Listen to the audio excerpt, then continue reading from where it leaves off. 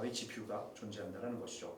굉장히 발전했고 가격도 많이 싸지면서 이 GPU와 인터넷에 연결된 것들이 지금 많은 것들을 바꾸고 있고요.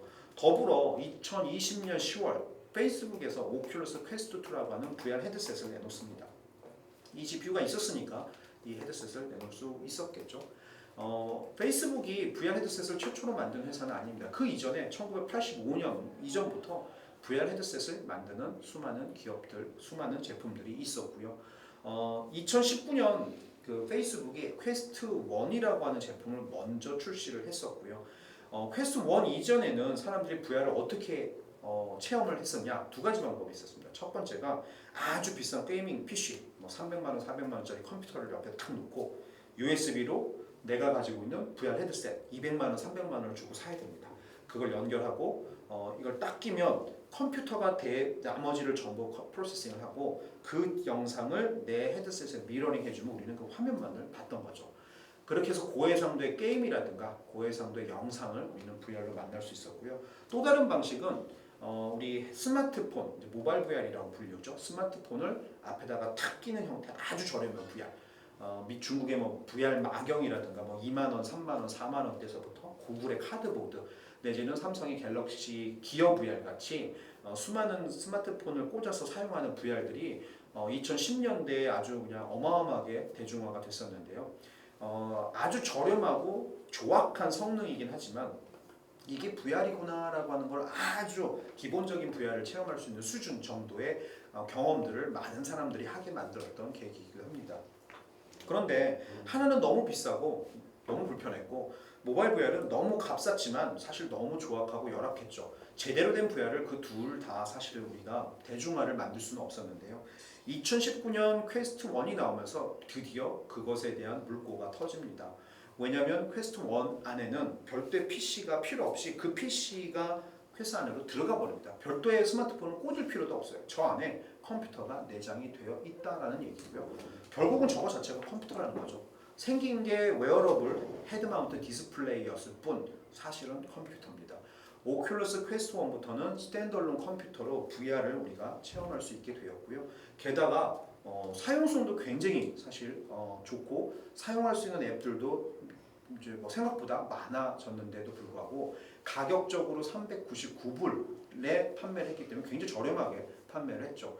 399불이었는데 한국에서는 팔지 않았고요. 아마 그 지금 직구로 구매하면 뭐 한 70만 원, 80만 원 정도를 줘야 구매를 할 수 있었음에도 불구하고 사실은 굉장히 경쟁력 있는 가격이었는데 이제 본격적으로 그 물꼬가 터진 것이 바로 작년 10월에 출시된 퀘스트 2입니다. 하드웨어 성능은 그 전작에 비해서 2배 이상 좋아졌고요. 디스플레이 해상도도 더 좋아졌는데도 불구하고 가격은 299불로 내려갑니다. 게다가 UX는 월등히 개선이 되고 그 안에서 활용할 수 있는 앱들이 굉장히 많아집니다. 오큘러스 퀘스트가 작년 10월에 출시가 되고 작년 연말까지 최 3개월도 안 되는 시간 동안 100만 대 판매를 넘었고요. 그리고 올 상반기까지 누적 460만 대, 아마 500만 대 이상이 팔렸을 것이라고 추측이 되고 있습니다. 페이스북에서는 연말까지 1000만 대를 바라보고 있다라고 얘기를 하고 있는데요. 이것이 왜 무섭고 의미 있는 숫자냐? 우리 지금 삶을 좌지우지하고 있는 모두가 갖고 있는 스마트폰 2007년 애플 아이폰으로부터 시작이 되었죠. 그 2007년 아이폰이 출시됐을 때 3개월 동안 팔렸던 게 100만 대가 안 됩니다. 76만 대.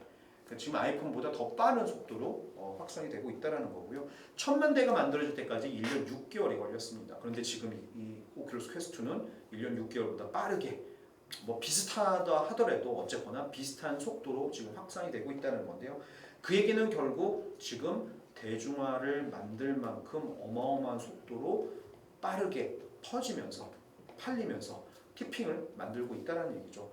결국 지금 말씀드린 것처럼 이런 인터넷에 연결된 인구들 그리고 GPU와 컴퓨팅 파워의 발전 그리고 그것을 기반으로 만들어진 VR 헤드셋의 대중화 그리고 많은 사람들이 상상하고 있는 메타버스의 대중화 이런 것들이 지금 겹치면서 제가 생각하는 메타버스는 유행으로 끝나지 않을 것이다 라고 하는 저만의 확신이 있고요. 그래서 여러분들이 그걸 좀 놓치지 않고 보셔야 되는데요. 지금 화면에 보시는 것처럼 연결이 계속 진화하면서 데스크탑이든 모바일이든 항상 새로운 폼팩터의 하드웨어가 나오면서 늘 인더스트리, 산업에서는 큰 격변이 일었습니다. 저 제품이나 저 플랫폼이나 내지는 저 플랫폼의 에코시스템을 주도하는 기업들이 늘 시가총액 탑 10, 탑 20 안에 들었고 지금도 빅테크 기업들이 저것들을 지금 주도하고 있는데요. 지금 스마트폰이나 태블릿 PC 이후에 새로운 컴퓨팅 플랫폼으로서 AR이나 VR이 지금 부상하고 있다라고 말해도 사실 과언이 아닐 정도죠. 다만 지금 AR과 VR 사이에는 기술적 격차와 대중화가 되기 위해서는 좀 시간적인 차이가 존재할 수밖에 없는데요. 그럼에도 불구하고 지금 아래쪽에 있는 데스크탑으로부터 진화해온 사실은 모바일 컴퓨터죠. 움직일 수 있는 컴퓨터. 그래서 지금 VR이라고 하는 거는 이제 티핑을 향해서 계속 발전하고 있다라는 점을 여러분들이 고민을 하시는 포인트에 꼭 집어넣으셨으면 좋겠고요. 우리가 노트북을 들고 다니면서 어디서든 작업을 할 수 있습니다. 뭐 와이파이만 있다면 카페든 집이든 회의실이든 아니면 버스 정류장이든 전철역이든 어디에서든 우리는 이메일을 보내고 결제를 하고 검색을 하고 영상을 보고 사람들과 회의를 할 수 있습니다. 저 2D 화면을 통해서 세상을 만나고 또 2D 화면 안에 무한한 세상 속에서 정보를 얻고 무궁무진한 생산성을 만들어낼 수 있는 시대를 지금 살고 있죠. VR이라고 하는 것은 사실은 거기서 한 단계 더 나아가는 컴퓨팅 플랫폼입니다. 저걸 뒤집어 쓰는 순간 내 눈에 보이는 모든 것이 사실 디스플레이가 되는 거죠. 내 몸을 둘러싼 360도 내 공간 자체가 전부 컴퓨팅 환경 안에 디스플레이가 되고요. 그동안 2D로 만났던 세상을 이제는 입체로 공간 안에서 만나게 된다라고 해도 과언이 아닙니다. 과거에 2D로 만났던 일들보다 뭐 여전히 지금 현재 불편한 일들도 있어서 개선의 여지는 있겠지만 점차 더 몰입감 있고 더 리얼하면서 더 의미 있는 일들을 할 수 있는 가능성도 사실 열렸다라고 보면 좋을 것 같고요.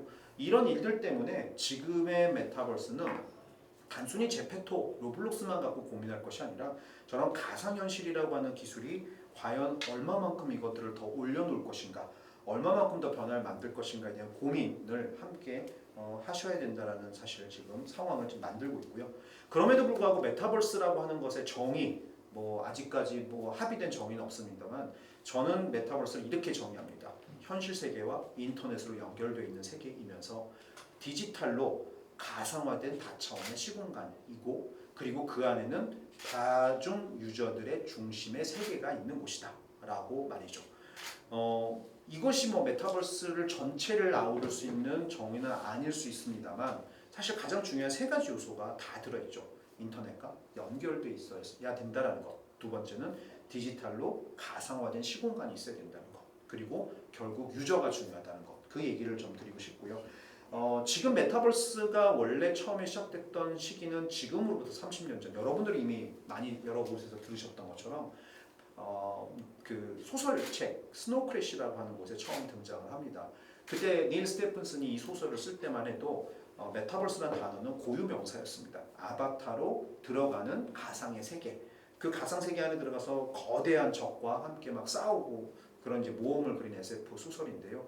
그때 메타버스는 단순히 디지털로 만들어진 가상 현실 안에 있는 진짜 같은 세계를 의미를 했는데 30년이 지난 지금은 그 의미가 계속 확장되면서 다양한 의미들을 포용하고 그래서 지금은 굉장히 사실 그 의미가 확장이 되어 버렸습니다. 그리고 메타버스 로드맵에 있는 가상현실, 가상세계, 뭐 증강현실, 라이프로깅 같은 의미들, 정의들을 받아들이면서 굉장히 넓은 의미를 갖게 되었는데요. 그래서 더더욱이나 메타버스가 무엇이냐라는 질문을 받거나 메타버스가 뭐지라는 생각을 하시게 되면 더 헷갈립니다. 뭐를 메타버스라고 얘기해야 되지? 제가 앞에서 인터넷과 연결되어 있고 디지털로 가상화된 다차원의 시공간으로서 유저가 중심이 되는 세계라고 말씀을 드렸죠. 그런 의미에 충실하려면 사실 우리는 메타버스를 이야기할 때 메타버스와 메타버스 관련 기술을 분리해서 생각을 하셔야 됩니다. 가상현실, 증강현실, 라이프로깅, 디지털 트윈 같은 용어들 아마 많이 들어보셨을 텐데요. 많은 곳에서 그걸 메타버스라고 부르기도 합니다만 사실은 그것 자체가 메타버스는 아닙니다. 메타버스를 구현하거나 메타버스에 접속하기 위한 기술이죠. 증강현실을 통해서 우리는 메타버스에 접속할 수도 있고요. 가상현실을 통해서 메타버스를 만들 수도 있습니다. 디지털 트윈으로 메타버스를 구현하고 디지털 트윈으로 메타버스 안에 들어갈 수도 있고요. 그리고 또 더 놀라운 것은 하나의 단일 기술이 메타버스를 만든다기보다 이것들의 결합, 라이프 로그인과 가상현실이 결합된 곳에서 메타버스가 만들어질 수 있습니다. 이게 페이스북의 호라이즌이죠. 증강현실과 라이프 로깅이 만나서 메타버스가 만들어질 수도 있죠. 그것이 포켓몬고 같은 세계이기도 합니다. 결국은 이런 다양한 기술들이 복합적으로 결합이 돼서 인터넷과 연결된 가상화된 세계를 만든다면 그것은 메타버스이고요. 이런 기술들은 메타버스 관련 기술들이다라고 우리는 구분해서 생각을 하셔야 된다는 겁니다. 이렇게 생각하신다면 사실은 메타버스가 훨씬 더 이해하기가 쉽고요. 메타버스라고 하는 것이 무엇인지 머릿속에 그려지시기 시작을 할 겁니다. 제가 이 수많은 메타버스 사례들을 그래도 분석해 보면서 이 안에 어떤 공통 요소들이 있을까? 물론 이것이 완성품이라든가 완벽한 해답은 아닙니다. 새로운 것들이 또 정의될 수 있고 새로운 것들이 들어올 수 있겠는데요. 그럼에도 불구하고 제 생각에 지금 현존하는 메타버스라고 불리우는 것들을 좀 비교를 해보고 분석을 해보면 이런 요소들을 가지고 있습니다. 첫 번째가 아까 말씀드린 것처럼 항상 인터넷과 연결되어 있어야 된다. 결국 인터넷과 연결되어 있어서 클라우드 기반이라야 한다라는 것이 첫 번째 조건이고요. 요소이고요. 두 번째 요소는 그 안에 들어가기 위해서는 결국 디바이스가 필요합니다. 하드웨어와 소프트웨어로 결합되어 있는 디바이스. 우리는 PC나 스마트폰을 통해서 제페토나 로블록스에 들어가기도 하고요. AR 글래스를 통해서 포켓몬고 같은 AR 애플리케이션에 접속할 수도 있고요. 그 다음에 VR 헤드셋 같은 걸 착용하고 호라이즌 같은 메타버스 안에 들어갈 수도 있습니다. 하지만 이런 디바이스 없이는 우리가 메타버스에 접속할 수 있나요? 사실 없습니다. 상상으로, 텔레파시로 이런 것들은 아직 머나먼 미래 이야기고요. 지금 현재 상황에서는 인터넷과 연결이 되어 있는 세계에 들어가기 위해서 우리에게는 특별한 디바이스가 필요합니다. 이 두 가지 요소가 메타버스를 구성